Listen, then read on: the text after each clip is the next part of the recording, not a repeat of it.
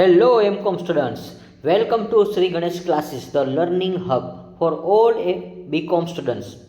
At Sri Ganesh Classes, we focus on clarity, concept-based learning and exam-oriented preparation. તો વિદ્યાર્થી મિત્રો, આ જે પ્લેટફોર્મ ખાસ સૌરાષ્ટ્ર યુનિવર્સિટી અને નરસિંહ મહેતા યુનિવર્સિટીના બીકોમ સેમિસ્ટર 3ના જે વિદ્યાર્થીઓ છે એના માટે આપણે ખાસ બનાવેલું છે અને તેથી વિઝ્યુઅલાઇઝેશન લર્નિંગ દ્વારા દરેક વિષયને વધુ સારી રીતે સમજી શકે છે. Stay consistent, stay focus and keep upgrading your knowledge. Let's begin today session unit 2 income tax salary. Students, આજે આપણો સેશન છે એ અત્યારે પાર્ટ 5 છે. તો આપણે એવા સમ તમને કરાવશું કે જે NEP 2020 મુજબ તમારો જે સિલેબસ છે તે મુજબ. તો વિદ્યાર્થી મિત્રો, આ જે કન્સેપ્ટ છે એ તમને ન્યૂ એક્ઝામ પેટર્ન છે એમાં તમને ખૂબ યુઝફુલ થશે અને તમારું જે ઇન્કમ ટેક્સનું જે ચેપ્ટર છે, આ જે સમ છે તમને 10th માર્કમાં પૂછાશે.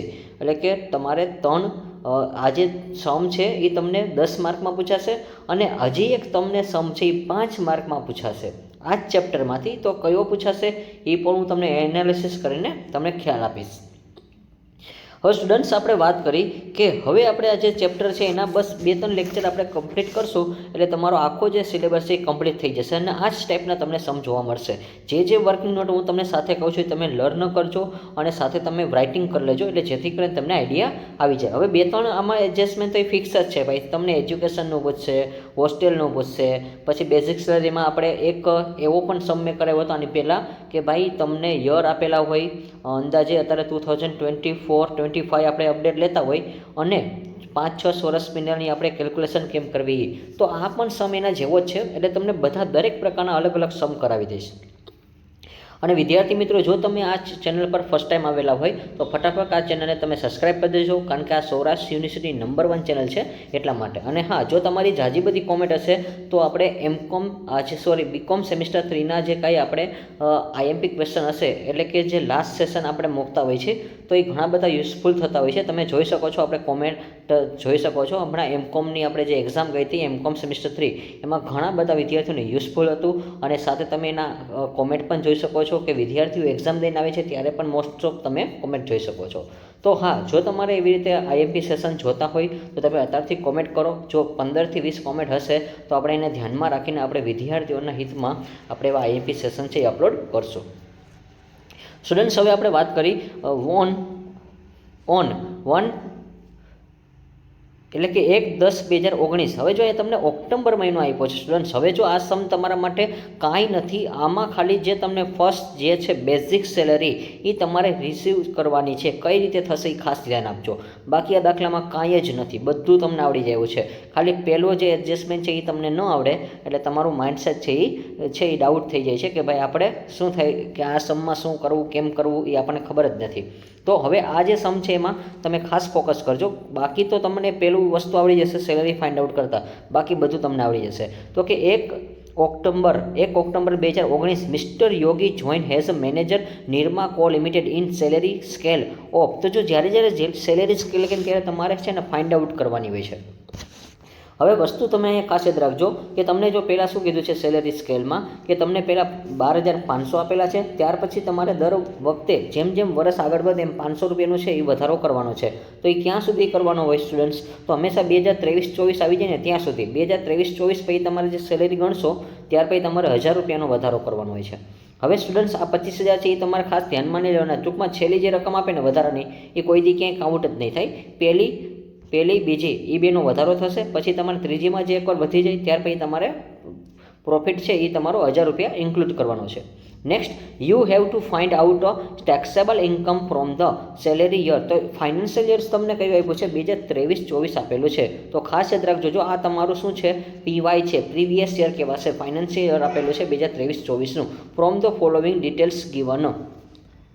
હવે સમમાં શું કહેવા માગે છે આપણે જોઈ તો કે જો ભાઈ 14% basic pay in the receive as dearness allowance. તો ડિયરનેસ અલાઉન્સ છે એના ઉપર તમારે ટૂંકમાં ફાઇન્ડ આઉટ કરવાની છે, રિસીવ કરવાની છે. 50%. હવે જો ડીએનએસ અલાઉન્સમાં પણ તમને જો એક હવાલો હારે આપી દીધો છે, તો આ જે સમ છે ને એમાં બે વસ્તુ એક સાથે આપેલી છે કે ભાઈ બેઝિક સેલેરી અને ત્યાર પછી એના ઉપર ડીએ છે એ આપણે કઈ રીતે શોધવાનું છે. તો 15% of the which is to be consider the calculated provident fund. તો જો અહીંયા તમને કહી દીધું છે ભાઈ, તમે જ્યારે પ્રોવિડન્ટ ફંડ છે એ કેલ્ક્યુલેશન કરશો ત્યારે તમારે શું કરવાનું છે, 15% જ કેલ્ક્યુલેશન ધ્યાનમાં લેવાનું છે. પછી 800 રૂપિયા છે એ તમને શું આપ્યું છે, per month is a paid entertainment allowance. Entertainment allowance એટલે કે જે તમારા મનોરંજનના ખર્ચા છે એમાં તમને દર મહિને આપેલા છે, તો ગુણ્યા 12 કરી નાખવાના છે સ્ટુડન્ટ્સ. હવે આ તમારા માટે કંઈ નવું નથી, કારણ કે ઓલરેડી તમે આપણા લેક્ચર જોયા છે 4, અને પ્લે લિસ્ટમાં તમે જોઈ શકો છો, આપણું ગ્રુપ હશે ત્યાંથી તમે જોઈ શકો છો, અથવા આપણે જે એસજીસીની એપ્લિકેશન છે ત્યાંથી પણ તમે આ ટાઈપના વિડીયો લેક્ચર છે જોઈ શકો છો, અને ત્યાં તમને પીડીએફ છે એ પણ તમને પરચેસ કરી શકો છો. પછી નેક્સ્ટ વાત કરશો આપણે, the company has paid up. તો સોરી, એજ્યુકેશન અલાઉન્સ બાકી રહી ગયું છે. એજ્યુકેશન અલાઉન્સ છે એમાં તમને કેટલા આપેલા છે, 1200 રૂપિયા આપેલા છે પર ચિલ્ડ્રનનો, અને ગુજરાતી અને અંગ્રેજી બંને માધ્યમને ધ્યાનમાં રાખીને આપણે વિડીયો છે એ લેક્ચર તમને આપતા હોય છે. તો જો અહીંયા તમને 2 ચિલ્ડ્રનનું કીધું છે, તો તમારે શું કરવાના છે, પહેલી ગણતરી તો આ કરવાની કે ભાઈ આને પહેલાં ગુણ્યા તમારે 2 કરવાના. શું કામ 2? કે તમને 2 ચિલ્ડ્રન કીધું છે એટલા માટે. અને ત્યાર પછી તમારે શું કરવાના છે, ગુણ્યા 12 કરવાના છે. તો આ તમે વર્કિંગ નોટ ન ભૂલતા સ્ટુડન્ટ્સ. તો 1200 ગુણ્યા 2 ગુણ્યા 12, એટલે તમે કેલ્ક્યુલેશન કરશો એટલે 28,800 મળશે. અને ત્યાર પછી તમને હવે આ ચિલ્ડ્રનનું ખબર હોવી જોઈએ ભાઈ, એજ્યુકેશન ચિલ્ડ્રન છે એમાં તમારે દર વખતે છે એ બાદ કરવાના હોય છે. તો કે તમને પ્રતિ એક બાળક 100 રૂપિયા મળે છે, તો તમારે વધુમાં વધુ 2 બાળક લેવાના છે અને એને ગુણ્યા તમારે 12 કરવાના છે. એટલે જે તમારો 28,800 જવાબ હતો એમાંથી તમારે શું કરવાના છે, આ રકમ છે 2400 માઇનસ કરવાના છે. એટલે તમારે માત્ર 26,400 ભરવાના છે. નેક્સ્ટના પછી વાત કરી વિદ્યાર્થી મિત્રો, તો કંપની હેઝ પેડ અપ 1800 રૂપિયા ગેસના છે અને ઇલેક્ટ્રિસિટી વોટર ચાર્જ ઓફ 2/3. તો હવે તમારે કાંઈ નથી કરવાનું, આ જે રકમ આપેલી છે ભાઈ એને તમારે શું કરવાનું છે, 2/3 ફેરવવાની છે. તો ફેરવી દો ભાઈ, કાંઈ નથી, ગુણ્યા 2 ભાગ્યા 3, એટલે તમારો જવાબ જે આવી જશે એ તમે ધારી શકો છો. ચલો, જવાબ કેટલો આવશે, 12,000. નેક્સ્ટ એના પછી હવે રેસિડેન્શિયલ બંગલો. તો જો અત્યાર સુધી દરેક સબમાં આપણે રેસિડેન્શિયલ બંગલોમાં વર્કિંગ નોટ કરતા હતા, પણ એ ડાયરેક્ટ તમને જો ફૂલી ટેક્સેબલ રકમ જ આપી દીધી છે 44,960, એટલે કાંઈ માથાકૂટ જ નથી. પછી તો company has also paid salary watchman, તો એ 2200 રૂપિયા આપે છે દર મહિને, તો 2200 ગુણ્યા 12 કરી નાખવાના છે. પછી તો company has paid up insurance premium, તો 21,000 આપેલા છે, અને તમને ડિપોઝિટમાં પબ્લિક પ્રોવિડન્ટ ફંડમાં કેટલા આપેલા છે, 32,000 આપેલા છે. તો બંને વસ્તુ ડાયરેક્ટ લખી નાખવાની છે. પછી his contribution recognise provident fund 15% basic salary, તો 15% ડિયરનેસ અલાઉન્સ. તો જો અહીંયા 50 અને 15 નો, તો ખાસ યાદ રાખજો, બેમાં પ્રોબ્લેમ ન પડે કે 15% તમારે પ્રોવિડન્ટ ફંડ છે સેલરીના ગણવાના છે, પરંતુ એ તમને ખરેખર જો તમે જુઓ ને તો વિદ્યાર્થી મિત્રો આ તમને ખાસ યાદ રાખજો, આ તમારે ક્યાંય 15% નથી લેવાના, આ તમને ગોટે ચડાવવા માટે આપ્યા છે. ખરેખર કંપનીએ જો અહીંયા નીચે પાછું લખ્યું છે કે કંપની હેઝ કન્ટ્રીબ્યુશન, એને તો માત્ર 12% સચ સેલેરીને જ આપ્યા છે, 12% લેખે ધ્યાનમાં લે છે. આ 15% તમને ખાલી ગોટે ચડાવવા માટે આપ્યા છે.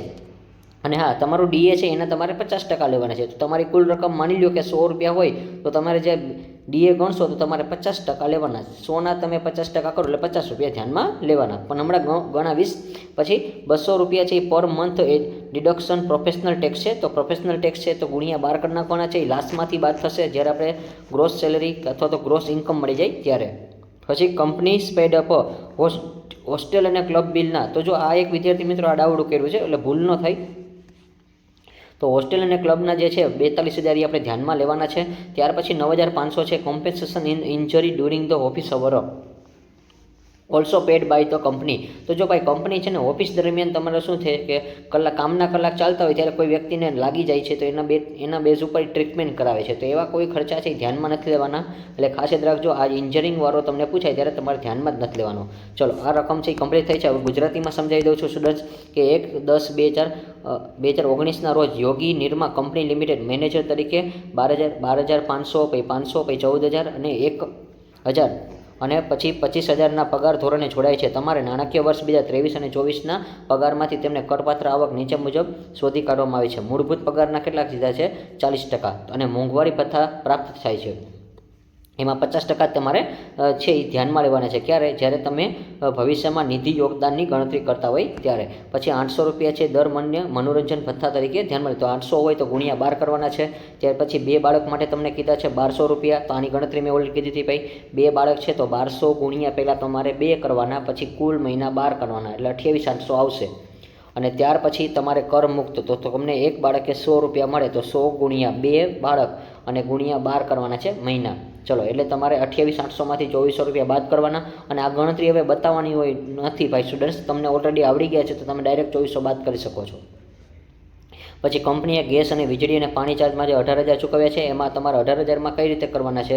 આ 18,000 છે એને 2/3 ફેરવાના છે, ગુણ્યા 2/3 કરવાના છે, એટલે 12,000 તમને મળશે. નેક્સ્ટના પછી શું કીધું છે?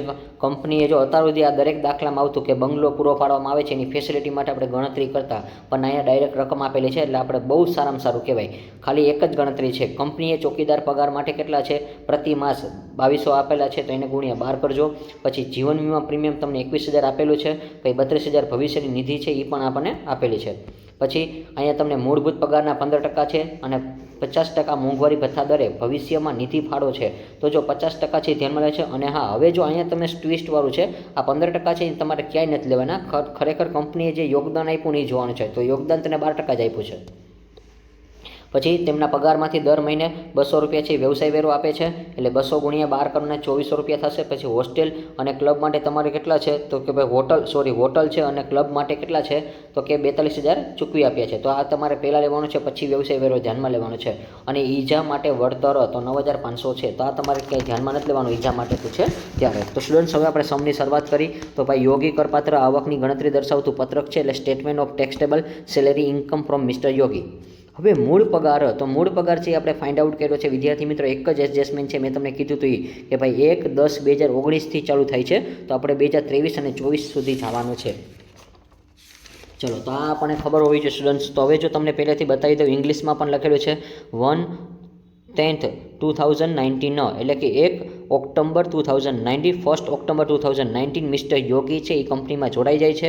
અને ત્યાર પછી એને ફાઇનાન્શિયલ યર કયું છે? 2023 અને 24 છે. તો વિદ્યાર્થી મિત્રો, હવે જો આના બેઝ ઉપર જ આપણે ગણતરી કરી નાખી. આઈને તમને સમજાવી દઉં છું. ઓલરેડી આપણને આપેલી જ છે કે જો ભાઈ એ જોડાય છે ક્યાંથી? 1/10/19થી. અને તમારે જે 1/10/19 છે એમાં પહેલાં કેટલા છે? 12,500 છે. પછી દર વખતે તમારે શું કરવાનું છે? વર્ષ પૂરું થાય ને એ.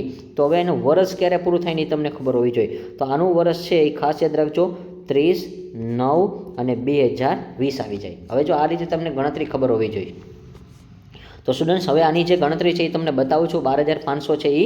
તો જો તમે જોઈ શકો છો, ગણતરી આખી આપણે કરેલી છે તમારા માટે, એટલે જેથી કરીને કોઈ સ્ટુડન્ટને પ્રોબ્લેમ જ ન પડે.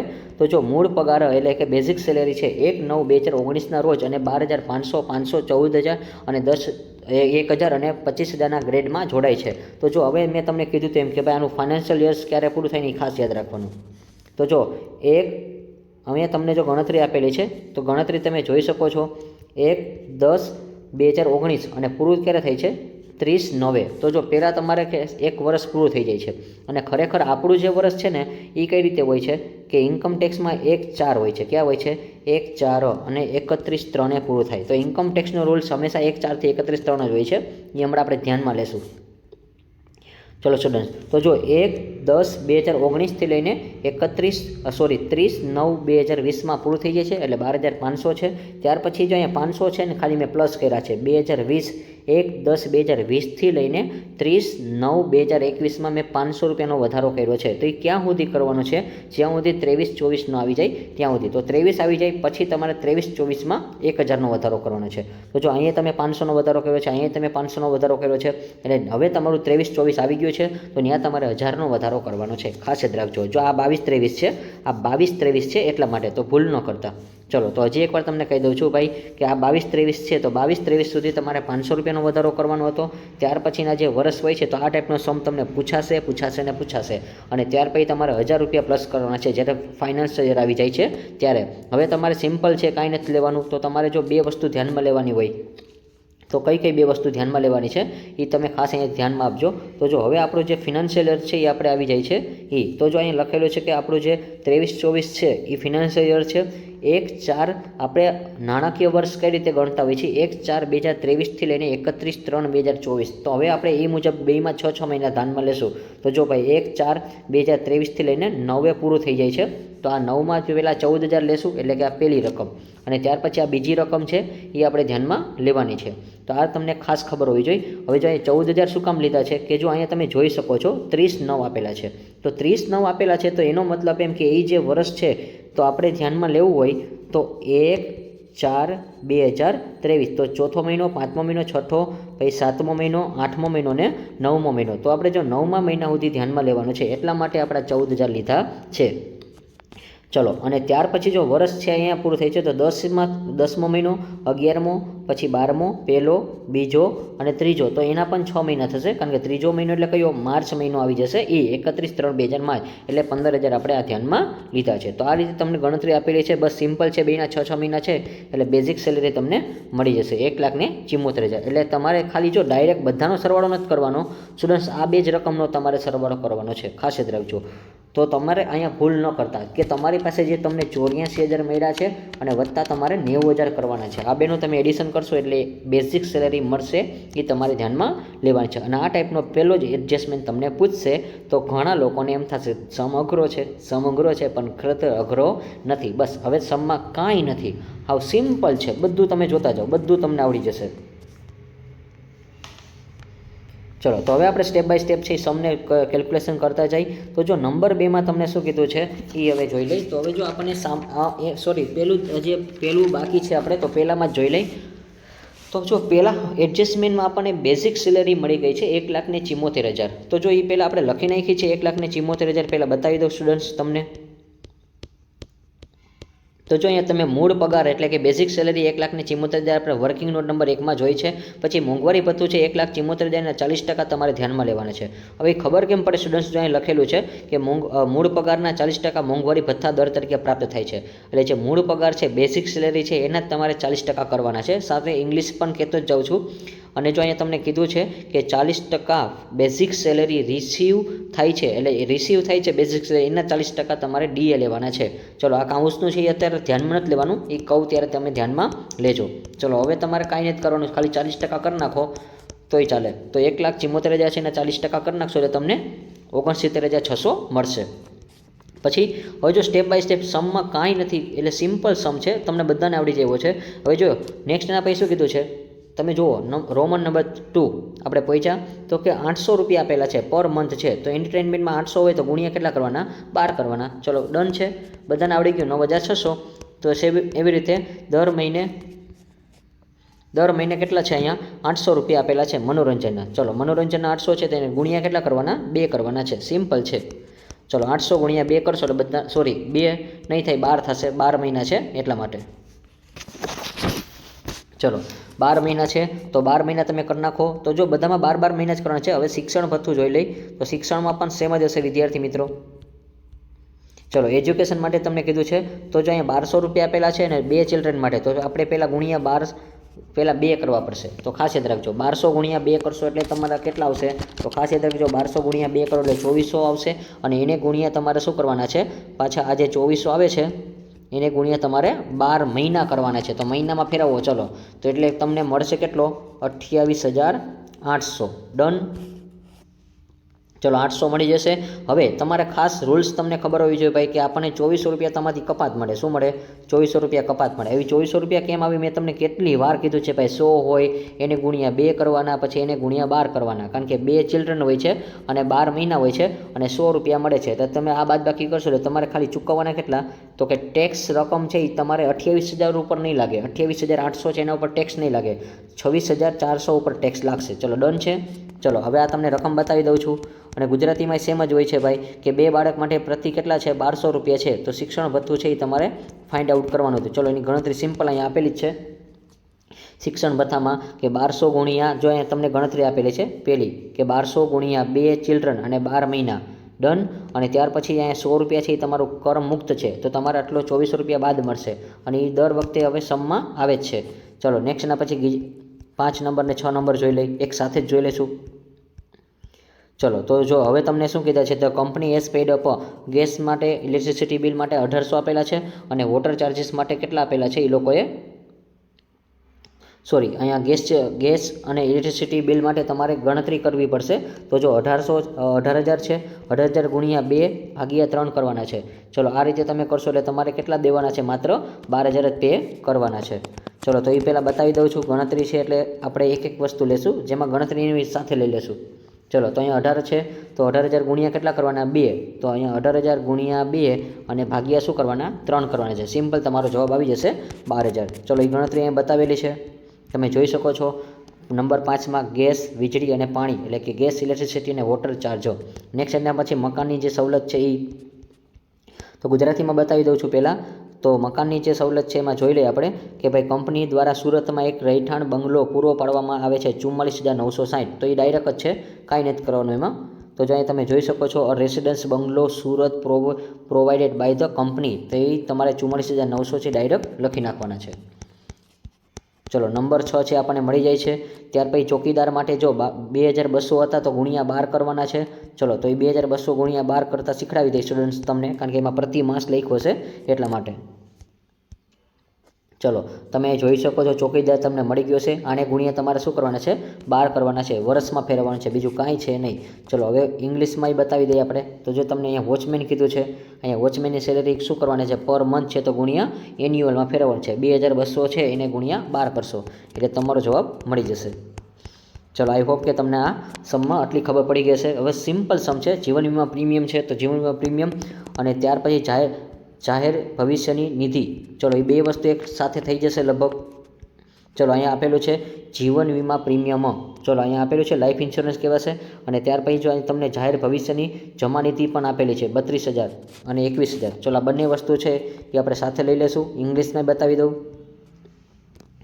ચલો ઇંગ્લિશમાં શું લખેલું છે, ઇન્સ્યોરન્સ પ્રીમિયમ લખેલું છે. લાઈફ ઇન્સ્યોરન્સ પોલિસીના કેટલા છે તો કે 21,000 છે અને જ્યારે પબ્લિક પ્રોવિડન્ટ ફંડ છે એના 32,000 છે. ચલો આ બંને વસ્તુ છે આપણે ડાયરેક્ટ લખી નાખવાની છે, બીજું કાંઈ છે નહીં. આપણે યરલી આપેલું હોય તો કાંઈ ફેરવવાનું જ નથી, 21,000. અને ત્યાર પછી તમે જોઈ શકો છો જાહેર ભવિષ્યની નિધિ 32,000. પછી પ્રોવિડન્ટ ફંડમાં આપણે ગણતરી કરવાની હોય છે તો એ સિમ્પલ છે ભાઈ, કાંઈ નથી કરવાનું. એમાં આપણે કહી જ દીધું છે. પહેલાં ઇંગ્લિશમાં બતાવી દઉં. હવે જો અહીંયા શું કીધું છે, એ કન્ટ્રીબ્યુશન રેકોગ્નાઇઝ પ્રોવિડન્ટ ફંડ એટલે ખાલી રેકોગ્નાઇઝ છે ને 15% લેખે કર્યું છે, પરંતુ એને ખરેખર એમાં સચ કન્ટ્રીબ્યુશન કેટલું કર્યું છે તો ભાઈ કન્ટ્રીબ્યુશન ખાલી 12% જ કર્યું છે. અને બીજી વસ્તુ એ કે ભાઈ તમને હજી એક વસ્તુ કીધી છે ભાઈ ડીએનએસ અલાઉન્સ છે એનું, તો ડીએનએસ અલાઉન્સ છે એ 50% જ લેવાનું છે. જો અહીંયા કીધું છે ડીએ તમારે કેટલા ટકા લેવાનું છે, 50%. તો તમારે સિમ્પલ છે, કાંઈ નથી કરવાનું. અને સેમ ગુજરાતીમાં એવું જ લખ્યું છે, જોઈ શકો છો તમે કે 50% મોંઘવારી ભથ્થા દર છે એ માન્ય ગણાશે. અને ખરેખર યોગદાન એને 12% જ આપ્યું છે, 15% તમને ખાલી ગોટે ચડાવવા માટે આપ્યું છે. ચલો તો તમે જોઈ શકો છો આ જે તમારી સેલેરી છે 1,74,000. હવે તમારે શું કરવાના છે, આ જે રકમ મળી છે હવે એ તમારી બેઝિક સેલેરી છે, તો પહેલાં આપણે એ લખવાના છે 1,74,000. હવે એમાં વત્તા કેટલા કરવાના છે તો ખાસ ભૂલ ન કરતા આના તમારે 50% જ લેવાના છે. જો એવું તમને કીધું હતું, ખાસ તમે યાદ રાખજો. તો આના તમે પહેલાં 50% કરી નાખો કેલ્સીમાં. ચલો આનું તમારે કેટલું લેવાનું છે, 34,800. ચલો આ બેનું એડિશન કરો, 34,800 અને 1,74,000. ચલો આ બેનો સરવાળો કેટલો આવશે, 2,08,800. ચલો 2,08,800 કેમ આવ્યા છે એની બેઝિક ગણતરી અહીંયા પણ તમને કરેલી છે અને તમે અહીંયા પણ જોઈ શકો છો કરેલી જ છે. 2,08,800 કેમ આવે છે એ. અને જો અહીંયા કીધું છે 34,800 ક્યાંથી આવ્યા, ડીએના તમારે 50% કરવાના છે. એટલે કે ભથ્થું છે એના તમારે 50% કરવાના છે. ચલો એટલે તમારે હવે જો ખાસ એ શું કે ભાઈ તમારે 12% તો તમને છૂટ મળે છે. શું મળે છે તો તમારે જો 12% તો તમને છૂટ મળે. પ્રોવિડન્ટ ફંડનો રૂલ્સ છે કે જો તમે 2,08,800 છે એના ઉપર તમારે 12% છે એ તમને છૂટ મળે છે. તો 12% તમને છૂટ મળે છે તો તમારે કાંઈ નથી કરવાનું કે તમે એની ગણતરી કરશો એટલે ખબર પડશે કે ભાઈ 25,056 આવશે. અને એટલું તમારે ચૂકવવાનું છે. અને એ જ તમે ચૂકવશો તો તમે જો બે રીતે ગણતરી કરવાની છે. હવે કઈ રીતે તો કે ભાઈ આ જે રકમ છે પહેલાં પેન બદલાવી નાખું દેખાય. ચલો 2,08,800 છે એના ઉપર તમારે 12% લેખે ચૂકવવાનું છે. કેટલા ટકા લેખે? અને પ્રોવિડન્ટ ફંડનો રૂલ્સ જ છે ભાઈ 12% તો તમને શું મળે, મુક્તિ મળે. તો 12% તમને મુક્તિ મળે છે અને તમારે ચૂકવવાનું 12% છે. તો ભાઈ જ્યારે હું તમને રકમમાં કહે ને ભાઈ 12% ચૂકવવાનું છે અને 12% તો તમને શું થાય. હવે આ તો રૂલ્સ છે, આ રૂલ્સ છે. આમાં પેન બદલાવી નાખું ચલો એટલે એ ભૂલ ન ચલો તો એ ભૂલ ન કરતા સ્ટુડન્ટ્સ. તો જો અહીંયા તમને 12% જેવું કહે ને ચૂકવવાનું, ત્યારે ફિક્સ જ હોય ભાઈ કે કોઈથી ગણતરી ન કરો ને તોય ચાલે. આરપીએફની ગણતરી જ ન થાય. આરપીએફનો મિનિંગ હવે ખબર જ હોવી જોઈએ, રેકોગ્નાઇઝ પ્રોવિડન્ટ ફંડ છે, કારણ કે 12% ચૂકવવાનું હોય. હવે એના તમે 12% કરો તો એ તો રૂલ્સ છે. પ્રોવિડન્ટ ફંડમાં 12% તો તમને કરમુક્ત મળે, તો આની ગણતરી ન કરો તોય ચાલે. આ તો મેં કરી છે તમને સમજાય એટલા માટે. ચલો પછી આપણે હવે નેક્સ્ટના પછીના જો 2 વિગત જ બાકી છે, આપણે કોઈ જાજી બાકી નથી. હવે દર મહિને પગાર છે એ 200 રૂપિયા છે. વ્યવસાય વેરો છે તો વ્યવસાય વેરો છેલ્લે લેવાશે, તો ખાસ યાદ રાખજો. તો પહેલાં ઇંગ્લિશમાં કહી દઈએ આપણે. પ્રોફેશનલ ટેક્સ છે એ આપણે ધ્યાનમાં નથી લેવાનું, છેલ્લે લેવાનું હોય છે જ્યારે આપણે ગ્રોસ સેલેરી મળી જાય છે ત્યારે. તો જો હવે 2 વસ્તુ છે એ હાઈરે કહી જ દઉં છું તમને. સિમ્પલ છે. હોસ્ટેલ માટે તમને કેટલા છે? 42,000 આપેલા છે, તો એ 42,000 પહેલાં તમારે લઈ લેવાના છે. ચલો હોસ્ટેલ માટે જે હોટલ માટે છે, હોટલ અને ક્લબ બિલ માટે. તો હોટલ અને ક્લબ બિલ છે એના માટે ચલો તો હોટલ અને ક્લબ બિલ છે એના માટે જોઈએ તો હોટલ અને ક્લબ બિલ માટે 42,000 ચૂકવાય છે, તો એ તમારે ખાલી લખવાના છે. ચલો આપણે પ્રોફેશનલ ટેક્સ છે એ લાસ્ટમાં ગણવાનો હોય છે. ચલો અહીં હોટલ અને ક્લબ બિલ લખેલા છે. હવે તમારે સિમ્પલ છે, લાસ્ટમાં શું કરવાનું છે એ કહી દઉં છું પહેલાં. હવે હજી એક વિગત છે એ કેન્સલ થશે. ઓફિસ દરમિયાન ઈજા માટે કોઈ પણ ઇન્જરી થાય છે તો આ તમારે ધ્યાનમાં નથી લેવાના. 9,500 ક્યાંય ધ્યાનમાં નથી લેવાના. હવે આપણે એક જ વસ્તુ બાકી છે, આ પગારવાળું છે ને એ વ્યવસાય વેરો છે એ બાકી છે, એ છેલ્લે કરશું. ચલો ઇંગ્લિશમાં કહી જ દઉં છું. તો આ તમે ખાસ યાદ રાખજો, આજે તમારે ઇન્જરી છે એ કોઈથી ધ્યાનમાં લેવાની નથી. ત્યાર પછી તમારે આ તો આપણે લખાઈ ગઈ છે, અને આ 200 રૂપિયા વાળું છે ગણતરી છે એ બાકી છે, છેલ્લે કરશું. ચલો હવે આપણે સરવાળો કરવાનો છે સ્ટુડન્ટ્સ. તમે ફટાફટ સરવાળો કરો એટલે આડી આવી જાય. ચલો તમારી પાસે રકમ છે એ તમે સરવાળો કરતા જાઓ. 1,74,000. ચલો પછી તમારી પાસે રકમ કેટલી છે? 69,600, 9,600. પછી નેક્સ્ટ 26,400, 12,000, 44,960, પછી 26,400, પછી 21,000, અને ત્યાર પછી તમને 32,000 આપેલા છે. હવે અહીંયા તો ટેક્સ મુક્ત હતું, આરપીએફ તો ગણાશે નહીં. અને ત્યાર પછી 42,000 છે, તો 4,57,960 મળશે. એ તમારો ટોટલ ગ્રોસ સેલેરી મળશે, અથવા તો ગ્રોસ ઇન્કમ મળશે. એના ઉપર સ્ટાન્ડર્ડ ડિડક્શનના નિયમ પ્રમાણે હંમેશા ભાઈ તમને ખબર છે ભાઈ 50,000 તો આપણને બાદ જ મળશે. 50,000ની કર કપાત મળે છે.